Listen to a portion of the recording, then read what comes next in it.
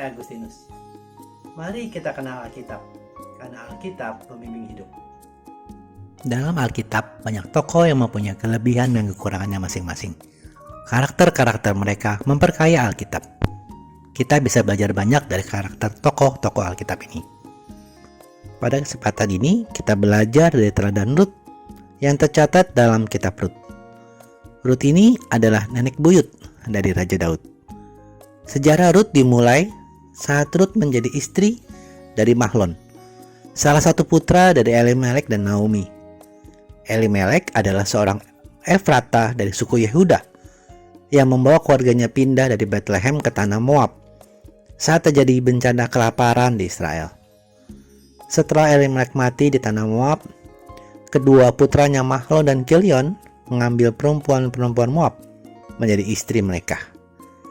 Kilion terlebih dahulu menikah dengan Orpa, baru kemudian Mahlon menikahi Rut. Setelah 10 tahun berumah tangga, Mahlon dan Kilion mati, sehingga keluarga itu sekarang hanya terdiri dari Naomi dan kedua menantu perempuannya, Orpa dan Rut.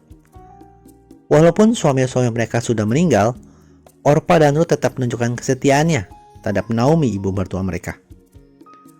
Naomi memberikan kebebasan kepada kedua menantunya untuk kembali ke tanah Moab dengan maksud baik, supaya mereka mendapat tempat perlindungan di tanah mereka karena mereka sudah tidak lagi mempunyai suami.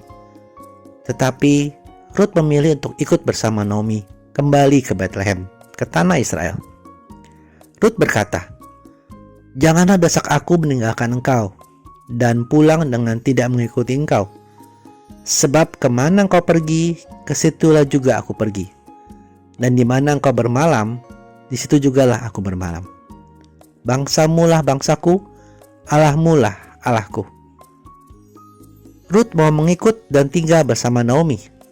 Rut meninggalkan segala sesuatu yang dianggap berharga baginya di Moab, dan dengan sukarela memilih untuk ikut pergi ke Yehuda, memulai kehidupan baru bersama mertuanya.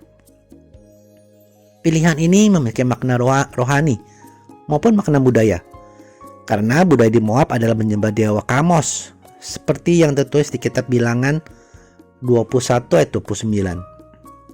Dengan pergi ke Yehuda, Rut akan menyembah Allah Israel. Hal itu merupakan kesaksian kepada suami almarhumnya, juga kepada ibu mertuanya bahwa Rut bersedia menyerahkan diri kepada Allah. Di sini teman-teman, kita belajar tentang kesetiaan, yang artinya adalah berpegang teguh pada janji, pendirian, komitmen, atau hal apapun janji yang sudah kita ucapkan. Di tanah Israel, Rut bertemu dengan Boas dan akhirnya menikah. Tuhan memberkati rumah tangga Rut dan Boas dan mengaruniakan mereka putra bernama Obed, yang adalah ayah dari Isai, dan nantinya Isai akan memperanakan Daud. Dari sinilah keturunan Kristus. Kesetiaan mengikut Tuhan akan membawa berkat. Bagaimana dengan kesetiaanmu, teman? Kesetiaan mengikuti firman Tuhan, kesetiaan dalam janji pernikahan, kesetiaan dalam pekerjaan atau usaha. Banyak tantangan dan akan semakin sulit, namun bukan menjadi alasan untuk kita berubah setia. Namun biarlah menjadi alasan dan motivasi untuk semakin berkomitmen dan berbuat terbaik seturut rencana Allah. Lakukanlah bagianmu dengan setia, dan Tuhan akan melakukan bagiannya. Bersama-sama akan menjadi berkat dan kesaksian atas kesetiaan Tuhan atas hidupmu. Terima kasih sudah menyaksikan.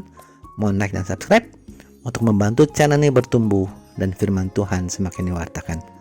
Sampai bertemu pada video Kenal Alkitab Rabu depan. Kasih karunia Tuhan Yesus Kristus menyertai Anda sekalian. Amin.